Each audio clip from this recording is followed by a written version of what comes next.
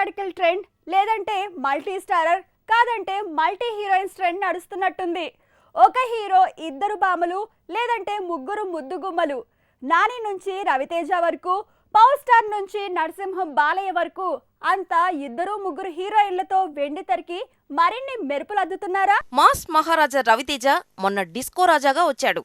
ఇద్దరు హీరోయిన్లతో సందడి చేశాడు. ఇప్పుడు క్రాక్ లో శృతి హాసన్ వరలక్ష్మితో కలిసి హల్చల్ చేయబోతున్నాడు.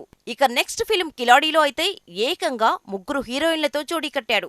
అనసూయ, మీనాక్షి చౌదరి, డింపుల్ హైతీతో జోడీ కడుతున్నాడు. టాలీవుడ్ లో ఒకప్పుడు ఒక నారీ నారీ నడుమ మురారి అంటే అంతా వింతగా చెప్పుకునేవాళ్లు. కానీ తర్వాత ఆ ట్రెండ్ మరీ కామన్ అయిపోయింది. ఇద్దరు నుంచి ఏకంగా ముగ్గురు హీరోయిన్లతో జోడీ కట్టే స్టార్ల లిస్టు పెరిగిపోతోంది.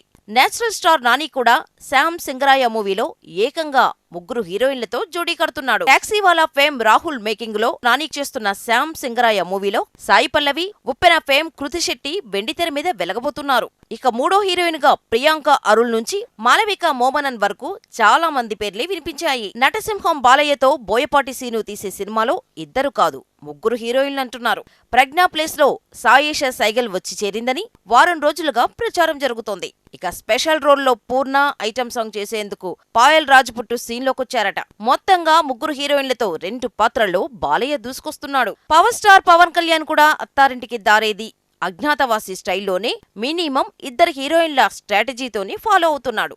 వకీల్ సాబ్లో శృతి హాసన్తో జోడీ కట్టిన పవన్ తో స్క్రీన్ షేర్ చేసుకుంటున్నారు అంజలి, నివేదా థామస్. కాకపోతే పవన్ జోడీగా కాదు కానీ పాత్రలానుసారంగా పవన్ సినిమాలో ఇలా ఇద్దరు సపోర్టింగ్ రోల్స్, ఒక మెయిన్ లీడ్లో శృతి మెరవబోతోంది.